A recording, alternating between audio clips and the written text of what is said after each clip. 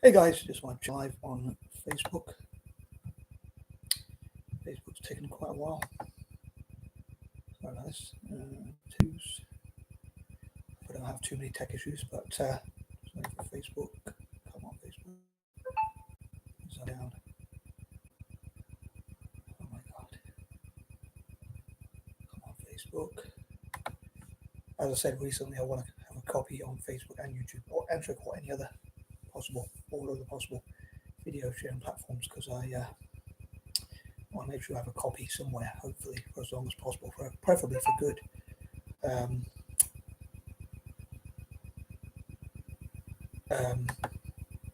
so yeah, I want to make sure I've got a copy at least somewhere. So all being well, at least one of these will record as well as possible, preferably both. But yeah, sorry about this. I'm having a few tech issues. I'm going to have to.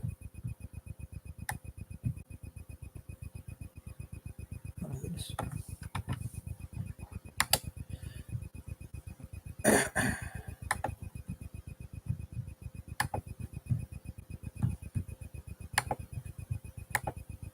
Sorry guys, please bear with me if anyone does join on YouTube. I don't seem to have any viewers at the moment, unfortunately, but I'll probably do the best. But anyway, sorry about this. As I say, oh god.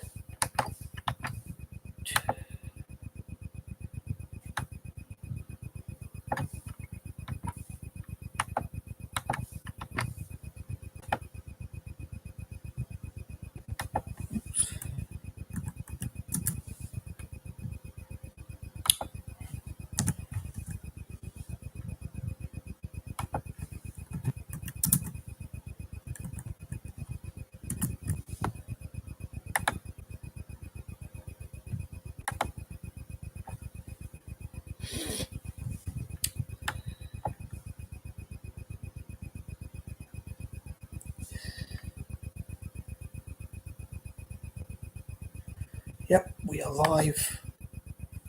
That's got to be what I was thinking. That's got to be at least 1-0 to YouTube tonight, because YouTube, I don't want to speak too soon. I hope that they don't let me down, but I'm wary. Like if I upload too many videos, like it's seen as spam. And YouTube seems to be like in the past. Facebook used to say, well, they still do. Like if you have too many friends, or they think you don't know someone and you add them, or whatever. Like I like to add dyslexic people or whatever, people who are connected with dyslexia, but they say be careful, you can hit a wall or something. That's what they used to say. Well, nowadays they say we have to be wary of spam, and YouTube even say spam or deceptive practices. So I have to be careful not to upload too many videos too quickly, much as I might want to. So I'm a bit wary about that. Again, that's why I upload on both Facebook and YouTube. But anyway, it's your boy M.K.S back with another video, and welcome to the third and penultimate part of my plans, dreams, goals, and whatnot, aims, objectives, or whatever the difference is. I think of like dreams as being like the more idealistic, dream-driven, the idealistic sort of fantasy sort of version of goals. So goals being more realistic, and dreams being stuff that you would achieve at the best case scenario. Like, what would you do if you could do anything? What would you do if you're free to do anything? And what would you do if you had the ability to do anything that you wanted to? To me, those two things are different. I sometimes like to talk about what I would do if I was fully free, as I would see it. I made some videos on that in the past, and what would I do if I could do anything? I don't think I've got round to that yet, but I'm hoping to sometime. I was hoping to in November, but time eluded me. But anyway, talking of which, I'm way behind schedule. It's already 1:30 in the morning again, so I'm just like recent videos. I'm way behind schedule, but distractions I had, either ones that I put on myself or other people distracting me, or waiting to come up with ideas or whatever, has pushed me behind. But I didn't even get around to part 4, which I'm probably going to have to do maybe tomorrow and triple ASAP. But on that note, these are pointers number 21 to 30. Hope you enjoy them, and please let me know what you think as ever. And here goes. So number 21, as the saying goes, 21 again. I'd love to ASAP, preferably in this month, maybe on Thursday, because I think I'm like meeting deadlines.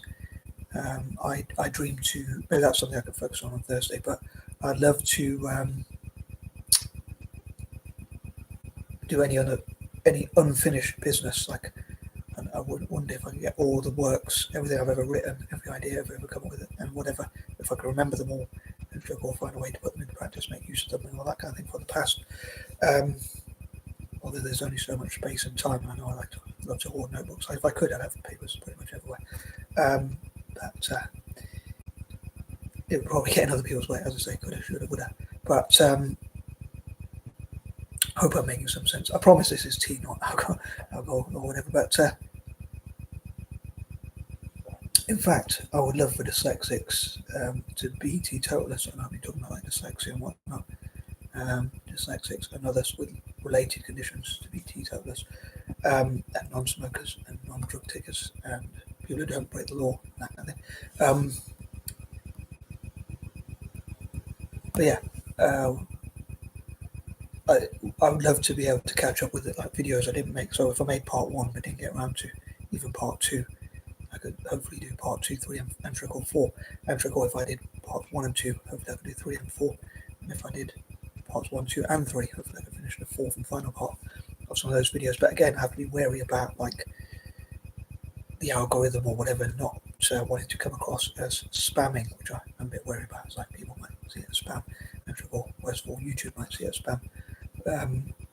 Yeah, those are some of the fears I have sometimes, like whether I offend people or bore people or whatever else, and whether I do good enough or whatever. But yeah, please let me know what you think, as ever.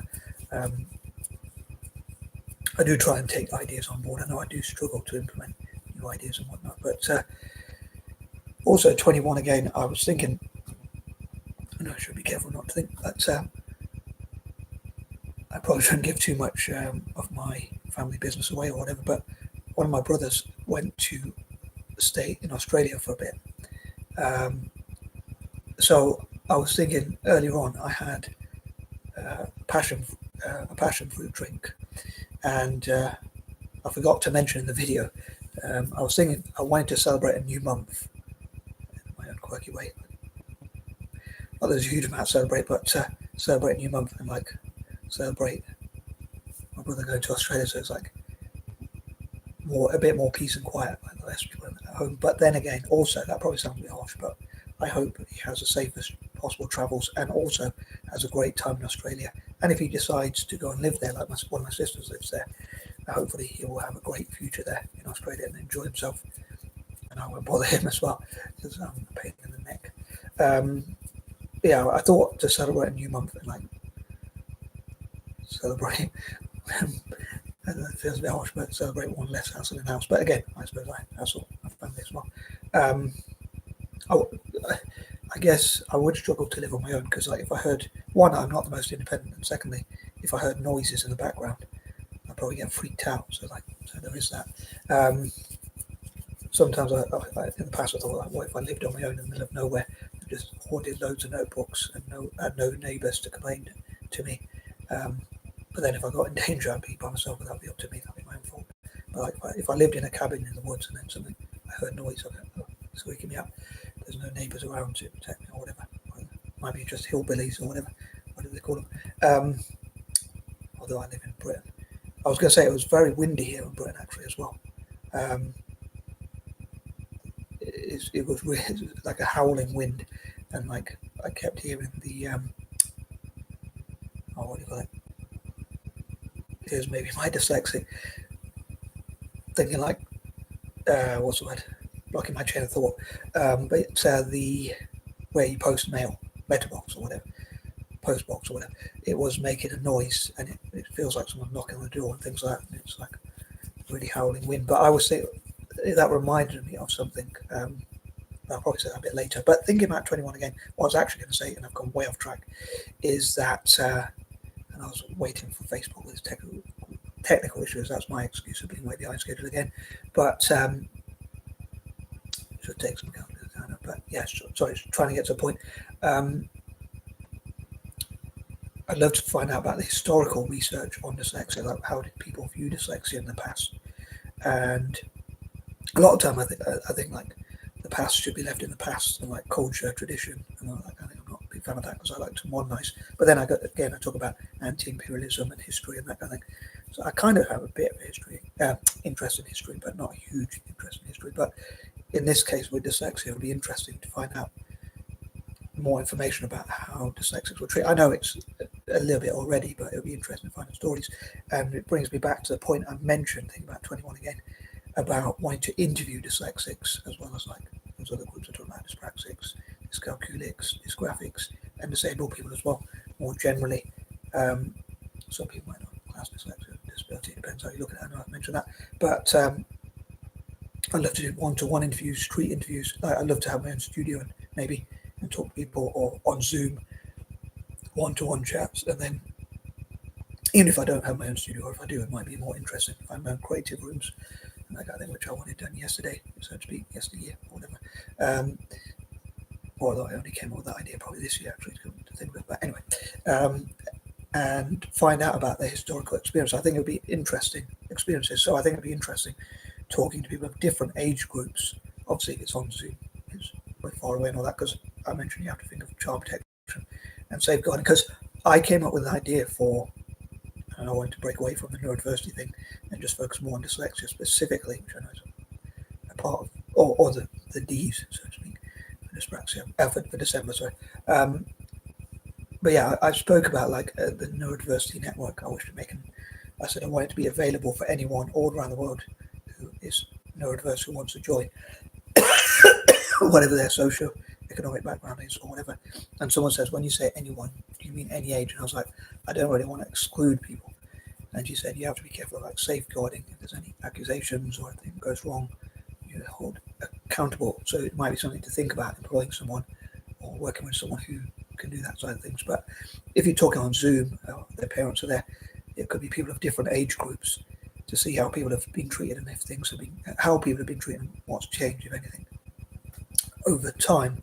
So yeah, the history of dyslexia. I'm going to move on, way behind schedule, but I'm going to move on to point number 22.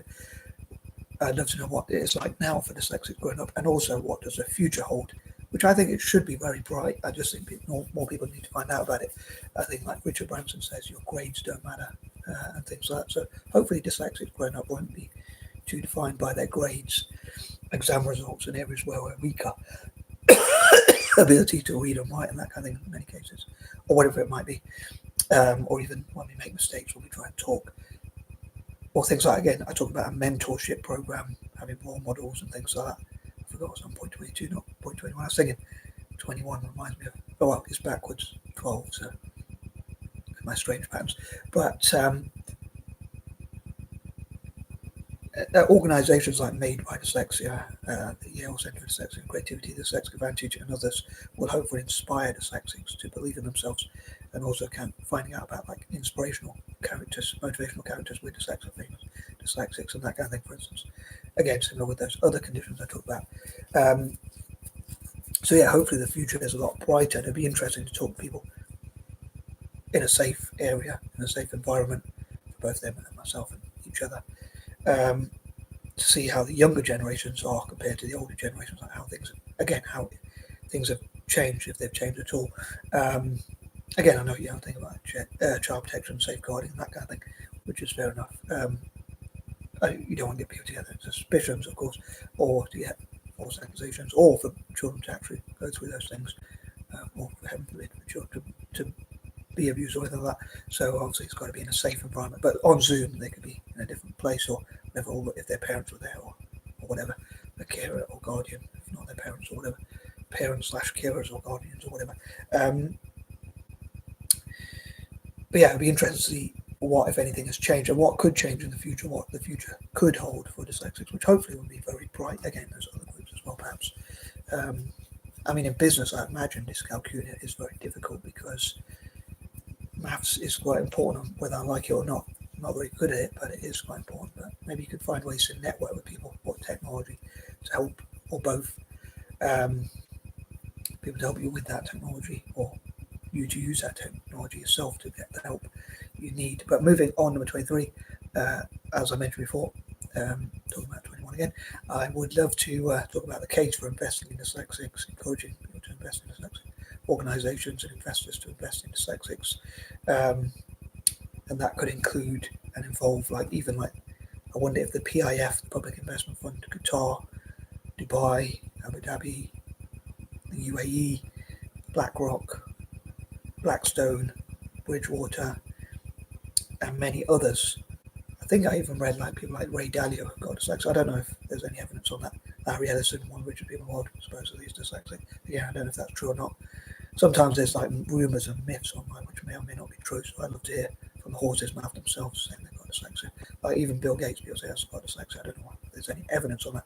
And some say he has dyspraxia as well. He said he was probably diagnosed with autism and or ADHD if he was growing up today. But yeah, I'd love for those investors to invest in dyslexics. In fact, someone who it's like a friend of mine just on Facebook. I don't really know them personally, but they do a lot of work with dyslexics and people in prison and things like that. Unfortunately, they weren't very well recently, so hopefully they're recovering. But yeah, I won't say her name just in case she doesn't want me to. But well, I suppose I hope she doesn't mind me mentioning her organisation. But I think it's the Cascade Foundation. And the funny thing is, it kind of reminds me of Cascade Investments, which is Bill Gates' investment or holding company or whatever, investment vehicle, investment company or whatever. So I think it would be interesting if like Cascade Investments, Berkshire Hathaway, Bridgewater, BlackRock, Blackstone, and others, Vanguard, and of course Schwab Corp, which is founded by dyslexic, and many others, the PIF and other investors, sovereign wealth funds, and whoever invests, find out about the skills and strengths and talents that many dyslexics, like myself, possess, so that they might want to invest. Hopefully, they might choose to invest. So, yeah, if those investors would invest, I think that'd be quite interesting. But her organisation is called the Cascade Foundation, so I find that quite interesting. That reminds me of like Cascade Investments, and I'd love to see them investing in dyslexics. If they found out about like Made by Dyslexia, the Hill Centre for Dyslexia and Creativity, the Dyslexic Advantage, dyslexic entrepreneurs, and things like that, maybe they would be interested in joining. In fact, if Bill Gates does have autism and ADHD, along with like Elon Musk having Asperger's or whatever, or autism, form of autism, I would love for them to be part of my general neurodiversity network. Ideally, in an ideal world, I would mention that in November, but obviously life doesn't work like that. But yeah, the case for investing in dyslexics and possibly even dyspraxics, but especially dyslexics, and seeing what we could achieve, and also dyslexic networks, and seeing how to celebrate dyslexic business success stories and dyslexic investors and that kind of thing. Number 24, as you can probably tell by now, especially if you see my other videos, you'll probably tell I normally focus on a certain theme for each day. So I love to talk about like my ideal Mondays, and the same for the rest of the week: Tuesdays, Wednesdays, Thursdays, Fridays, Saturdays, and Sundays, of course. So yeah, I have ideal days for each of those, and then each month I normally have a different theme that I focus on. Sometimes I do it in blocks of like 3 months. So it could be Black empowerment, Asian empowerment, Native American empowerment, or whatever, and that kind of thing. But obviously this month being specifically, I want to focus on like dyslexic, dyspraxic, dysgraphic, dyscalculic, and general disabled empowerment.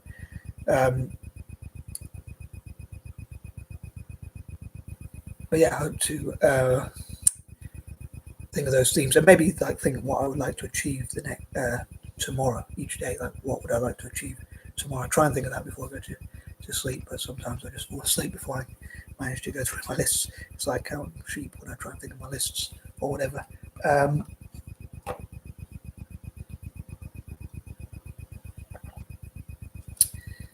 I wonder if there could be. I talked recently about like centres and hubs. I wonder if there could be those for dyslexics to get mentors, find mentorship, networking opportunities, investment opportunities, funding, and that kind of thing. And I hope to raise awareness of dyslexia in all around the world, especially in developing nations. Which reminds me, like, of say, Made by Dyslexia and the global dyslexia events that they do,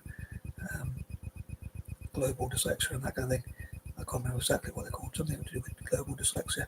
But I mentioned in the past that they are in more developed countries, like I think they've done it in Sweden or Norway, I can't remember which one,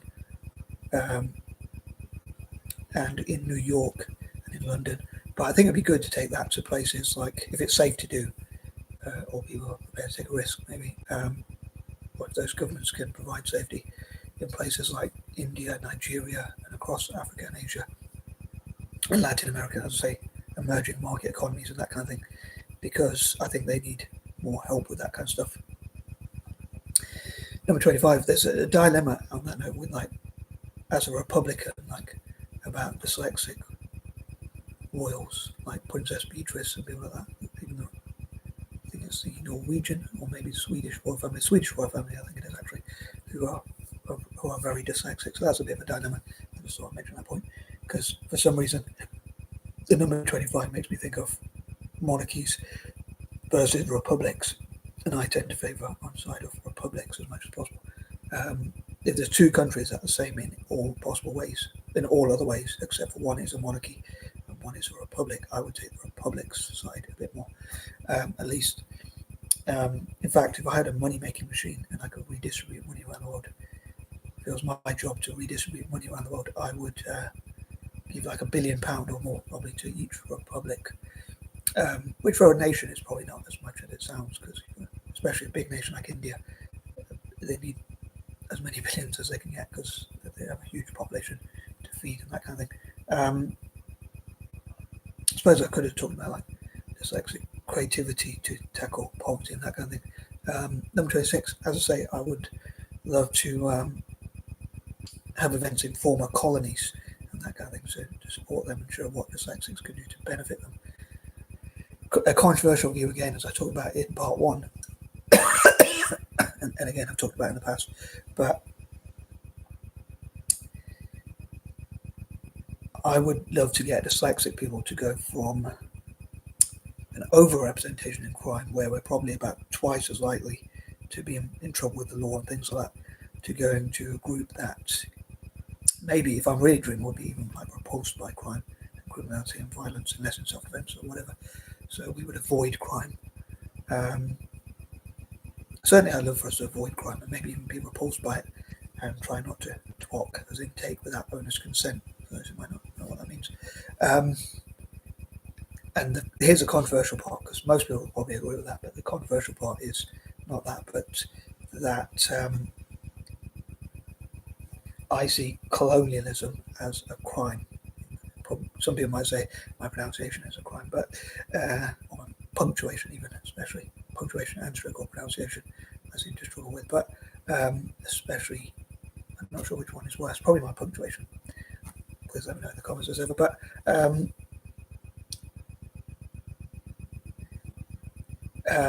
yeah, I see colonialism as a crime, so it would be interesting, I think, if dyslexics, in my opinion, it would be quite interesting if we went from an overrepresentation in crime to being against crime and not committing crime and maybe even being repulsed by crime, and supported countries that were colonized to sort of make up for it. A strange connection, I admit. But yeah, so if we went from being overrepresented in crime to not committing crimes and then being against crime or even repulsed by it, all the way to supporting countries that were colonized, because I see colonialism, rather controversially, I see that as a crime, and I don't, as I've talked about, that instead of joining militaries and the weapons trade and wars and things like that, I would rather us help those countries that have been colonized and sort of prevent colonialism or invasions, basically, in the future. I see that invasion, colonialism, empire, force control, and that kind of thing is all sort of connected. I mean, many people say like they are pro-colonial, but they're against communism or empire. But to me, they're very much about the same sort of thing, which is about controlling and subjugating other people, telling them how to live their lives. But please feel free to disagree as ever in the comments, if you like, or whatever. Or just disagree if you like. But yeah, please let me know in the comments, if you'd be so kind, what you think. Hope you won't be too harsh. I often say, like, people might say you don't want to know what I think, but anyway, moving on. Number 27, I normally talk about like the walk, wall, and or Hall of Fame, acknowledgements, appreciation, being thankful to individuals and organisations who help us, maybe even thanking God for opportunities like making videos or whatever, and on websites, on YouTube and TikTok. In this case, I would love for there to be lists, or at least a list on all those platforms, preferably, saying So yeah, a Walk of Fame, Hall of Fame, and Wall of Fame for those who have benefited dyslexics, those who invest in us, mentor us, give us ideas, give us opportunities, help us to put ideas into practice, help us with networking and funding opportunities and things like that, and fund our community and that kind of thing. And maybe even there could be tax incentives for supporting us. But I suppose I'm giving way too much away for the first day because I could have paced it out a bit more in hindsight. But I thought I'd share these ideas. We'll have them. And moving on, maybe even actually before I move on to point number 28, maybe dyslexics to say thank you for me supporting them. Perhaps could support Italian football and Celtic. Or maybe that's actually too much. I don't know. Thought I'd put out there anyway. Number 28.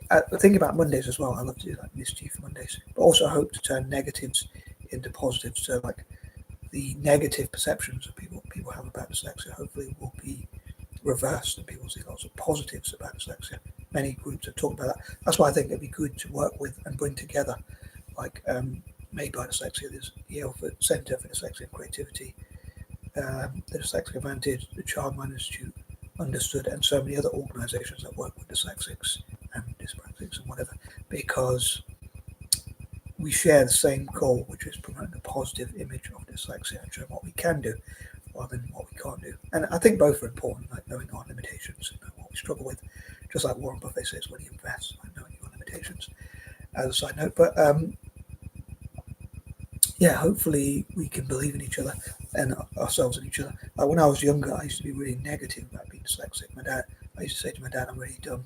And my dad used to say once or twice, like, you're not dumb. And so that, and he used to get frustrated with me because he used to say, stop putting yourself down. He used to say, which looking back, I really appreciate that. He was like, right, and he could be stern, but obviously this is for my own good.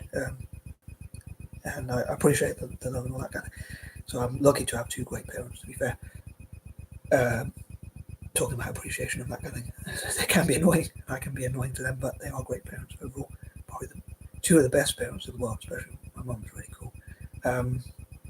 But yeah, my dad used to say, I think if we lived together, we'd probably kill each other. But my dad used to say that, like Mrs. Fellows, who used to teach me how to spell, he said her son was dyslexic as well, and his girlfriend taught him how to spell.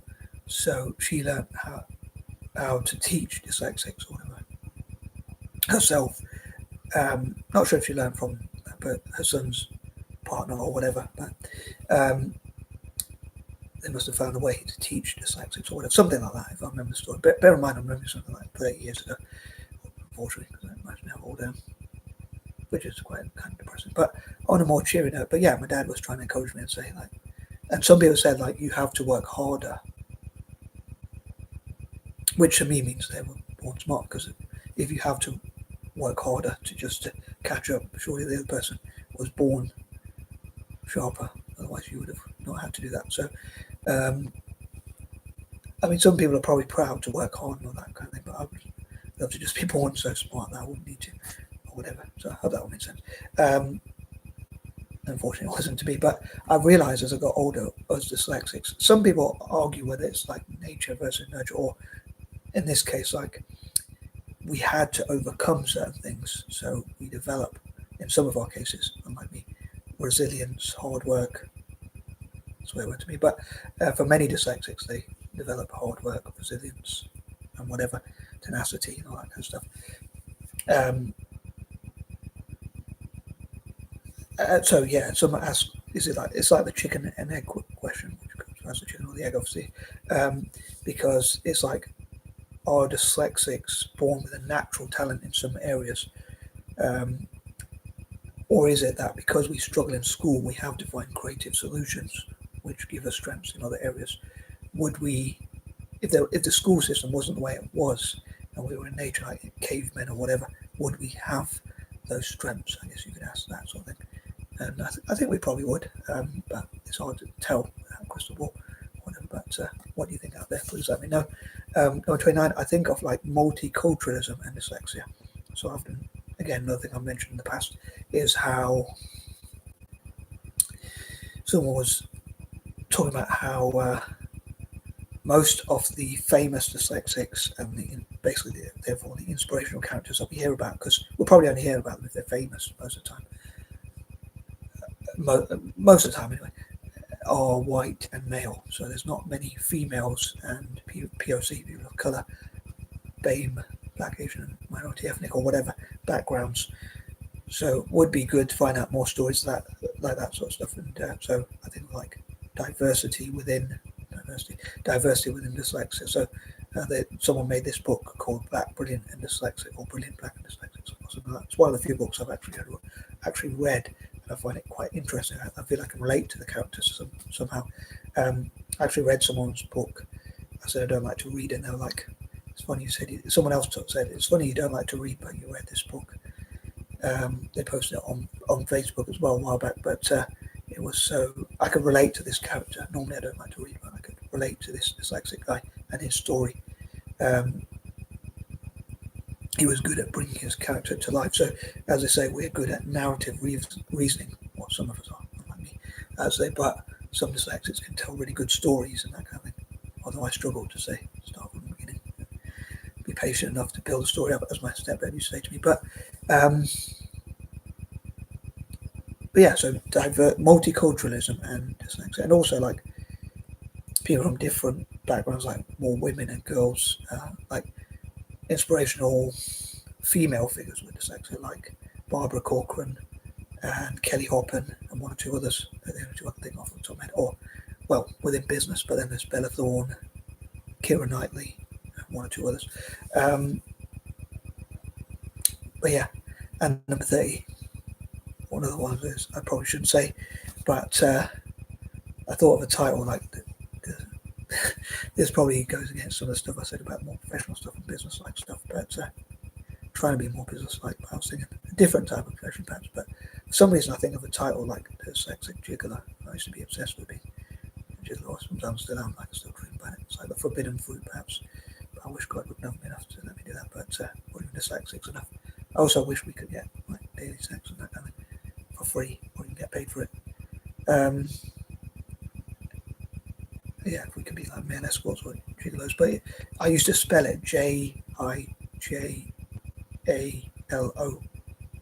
Like I mix up J and G, so like for God and whatever. Like most dyslexics mix, or some dyslexics mix B's and D's, but as I say, even amongst dyslexics, they have to be different. So, but yeah, if we get daily sex and like being gigolo and stuff like that, I think the storylines along that line. Like a lucky dyslexic guy getting paid to get laid and all that. And getting loads of women to pay them, like even when they turn 16, like when they turn 16 themselves, like loads of women, including even attractive women, pay them. Or still about hot teachers paying. I'm going to wrap this up anyway. I'm giving way too much info. What's in my mad brain? Anyway, peace and love.